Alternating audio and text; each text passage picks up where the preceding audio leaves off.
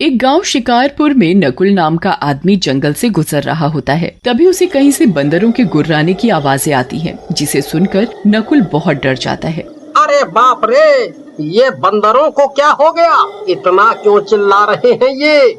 ऐसा लग रहा है कोई इन्हें मार रहा है। ओहो, इससे पहले कोई घटना घटे मुझे भी यहाँ से निकल लेना चाहिए। ऐसा सोचकर नकुल वहाँ से भागने लगता है, लेकिन जैसे ही वो थोड़ी दूर जाता है, उसके सामने एक बहुत ही डरावना काला बंदर आकर खड़ा हो जाता है। काला बंदर गुस्से में बहुत जोर जोर से डरावनी आवाजें निकाल रहा होता है। नकुल बहुत ही बुरी तरह से डर जाता है। अरे मर गया रे, ये कौन सा बंदर है भाई? ऐसा लगता है दिन भर च्यवनप्राश खाता है। कितना लंबा चौड़ा है, आज तो मैं गया। नकुल डर के मारे चिल्लाने लगता है। वो बंदर भी नकुल को अपने हाथों से पकड़ लेता है। अरे मर गया रे, अरे कोई बचाओ, इसने मुझे पकड़ लिया है, बचाओ। लेकिन रात होने की वजह से कोई भी नकुल की आवाज नहीं सुनता और काला बंदर नकुल को उठाकर जंगल में गायब हो जाता है। अगले दिन सुबह नकुल को घर पर ना पाकर नकुल की पत्नी सुमन परेशान हो जाती है और नकुल के भाई चंपक के पास जाती है। चंपक भैया, आपको नकुल की कोई खोज खबर है? कल रात से घर नहीं लौटे हैं। कल रात से घर नहीं आया? लेकिन भाभी, नकुल तो रोज टाइम से घर आ जाता है। लगता है कहीं काम से फंस गया होगा। आप चिंता ना करो, मैं अभी उसके बारे में पता करता हूँ। फिर चंपक के समझाने पर सुमन शांत हो जाती है और चंपक भी नकुल को ढूंढने निकल जाता है। काफी ढूंढने के बाद भी उसे नकुल का पता नहीं चलता। उसी रात गर्मी होने के कारण गांव वाले अपने घरों की छतों पर लेटे होते हैं। तभी एक छत से जोर से किसी के कूदने की आवाज आती है। सो रहा आदमी नींद में ही बोलता है, कौन है भाई? इतनी रात को क्यों शोर कर रहे हो? जाओ, मुझे भी सोने दो और खुद भी सो जाओ। तभी बंदर उसे उठा लेता है। अरे मर गया रे, इस बंदर ने मुझे पकड़ लिया है। अरे बचाओ। लेकिन इससे पहले गांव वाला कुछ समझता, बंदर उसे भी उठाकर जंगल की ओर भाग जाता है। अगली सुबह गांव वाले के गायब होने की खबर पूरे गांव में फैल जाती है। गांव वाले मुखिया के पास जाते हैं और उन्हें बोलते हैं, अरे मुखिया जी, कल एक गांव वाले को कोई बंदर उठा कर ले गया। क्या बोल रहे हो? बंदर उठा कर ले गया? अरे दिन में लगा लिए हो क्या? भला रात में कोई बंदर घूमता है?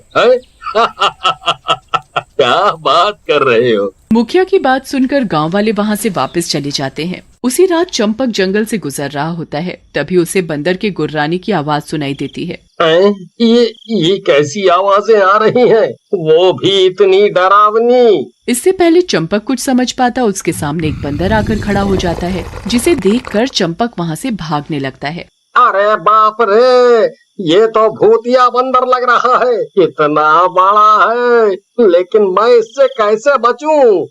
कब भागूंगा? ये तो मुझे पकड़ ही लेगा। तभी उसे याद आता है कि उसके पास एक माचिस है। चंपक जल्दी से माचिस जला देता है और बंदर के आगे कर देता है। बंदर आग से डरकर भाग जाता है और चंपक भी गांव की तरफ भाग लेता है। भागते समय उसे एक औरत दिखती है।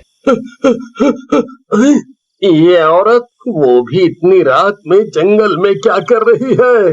रे छोड़ ना चंपक, भाग ले, नहीं तो तेरी कहानी बच्चों की चंपक में छप जाएगी। लेकिन डर के मारे चंपक उस ओर नहीं देखता और घर पहुंचकर चंपक जल्दी से दरवाजा बंद कर लेता है। भूतिया बंदर के डर के मारे रात में कोई घर से नहीं निकलता था। भैया, हम तो सोच रहा हूँ इस गांव से अब दूर चला जाऊं। जिस तरह से ये भूतिया बंदर सबको उठा ले जा रहा है, कुछ दिन में यहाँ केवल गांव ही बचेगा, इंसान नहीं। तभी वहाँ लक्ष्मी और सुमन आ जाती हैं और दोनों से बोलती हैं, तुम दोनों कैसी बहकी बहकी बातें कर रहे हो? भला कोई अपना घर किसी के डर से छोड़ता है? इससे अच्छा है कि तुम दोनों चूड़ियां पहन लो, बड़े मर्द बने फिर रहे हो। लेकिन लक्ष्मी, तुम समझ नहीं रही हो, उस बंदर के आगे हमारी ताकत कुछ भी नहीं है। वो बहुत शक्तिशाली है। आप दोनों चिंता मत करो, मैं आज ही गांव के लोगों को इकट्ठा करती हूँ। शाम को गांव के लोग एक जगह पर इकट्ठा हो जाते हैं। इस भूतिया बंदर से हम केवल लड़कर ही मुकाबला कर सकते हैं। हमें लड़ना होगा। मुझे आपका और गांव वालों का साथ चाहिए। क्यों नहीं चंपक बेटा, गांव के हर आदमी तुम्हारे साथ हैं। इसके बाद चंपक गांव वालों को अपनी योजना बताता है, जिसे सुनकर गांव वाले उसकी योजना से सहमत हो जाते हैं और चंपक के साथ में चल पड़ते हैं। गांव वाले और चंपक जंगल के बीच में बनी एक गुफा में पहुंचते हैं। हो ना हो वो बंदर इसी गुफा में से आता है, चलो इसके अंदर चलते हैं। फिर चंपक और गांव वाले गुफा के अंदर चले जाते हैं। अंदर जाने पर गांव वालों को बंदर सोता हुआ दिखता है। चंपक भैया, ऐसा करो आप ही बंदर से निपटो। इतने बड़े बंदर से निपटना हम लोगों के बस की बात नहीं है, हम चलते हैं। लेकिन तभी वो बंदर उठ जाता है और गुस्से में गुर्राने लगता है। अरे भागो, अपनी अपनी जान बचा कर भागो। बंदर भी उनका पीछा करने लगता है, लेकिन तभी भागते भागते बंदर एक गड्ढे में गिर जाता है। चंपक गड्ढे के पास आता है और जोर जोर से हंसने लगता है। चंपक की हंसी सुनकर गांव वाले भी रुक जाते हैं और गड्ढे की तरफ जाते हैं। क्या बात है मुखिया जी, आप भी कमाल हैं। क्या आइडिया निकाला है, अब ये बंदर इस गड्ढे से नहीं निकल पाएगा। चंपक बेटा, समय बर्बाद करने का समय नहीं है। इससे पहले ये बाहर निकले, इसे आग लगा देते हैं। लेकिन इससे पहले कि गांव वाले कुछ करते, एक भयानक चुड़ैल आ जाती है और गुस्से में बोलती है, खबरदार किसी ने भी इसे जलाया तो मैं उस आदमी की जान ले लूंगी। ये तो जलेगा दुष्ट चुड़ैल, मैंने तो तुझे उस समय ही पहचान लिया था जब तूने इससे मेरे ऊपर हमला करवाया था। अब तो ये जरूर जलेगा। नहीं नहीं, रुक जाओ, इसे मत जलाओ। ये मेरा पति है, एक दुष्ट तांत्रिक की वजह से इसकी ये हालत हो गई है। ये जो कुछ भी कर रहा है मेरी वजह से कर रहा है। उस दुष्ट तांत्रिक ने मुझे अपने कब्जे में ले रखा है और मुझे बचाने के लिए ये ऐसा कर रहा है। नहीं नहीं चुड़ैल, तू झूठ बोल रही है। अब तेरा ये बंदर जब हमारे कब्जे में आया है तो इसे बचा रही है। नहीं नहीं मुखिया जी, मैं सच बोल रही हूँ। वो तांत्रिक इस जंगल के दूसरे कोने में रहता है। अगर आप बोलो तो मैं आपको वहाँ ले जा सकती हूँ, पर वहीं पर कई गांव वाले उस तांत्रिक के कब्जे में है जिसे मेरे पति ने उठाया था। फिर चुड़ैल की बात मानकर कुछ गांव वाले वहीं बंदर के पास रुक जाते हैं और कुछ गांव वाले चुड़ैल के साथ जाते हैं। जंगल के अंदर एक गुफा होती है।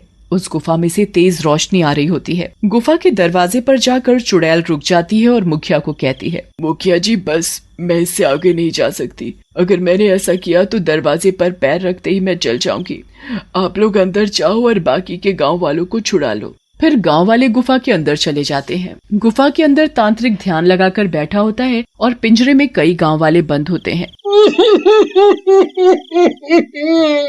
मुझे बचा लो मुखिया जी, चंपक भाई, इस तांत्रिक ने हमें कैद कर रखा है और हमारी बलि देने वाला है। शोर सुनकर तांत्रिक गुस्से में उठ जाता है और बोलता है, इतने सारे गांव वाले, लगता है आज ही मेरी साधना पूरी हो जाएगी, सबकी बलि दे दूंगा। बलि तो तू तब देगा तांत्रिक जब तू जिंदा बचेगा। आज तेरी मौत आई है, मौत, हम गांव वालों के रूप में। मेरी मौत। तुम सब मेरी ताकत नहीं जानते। ऐसा कहकर तांत्रिक बाकी गांव वालों को भी अपने जादू से बांध देता है।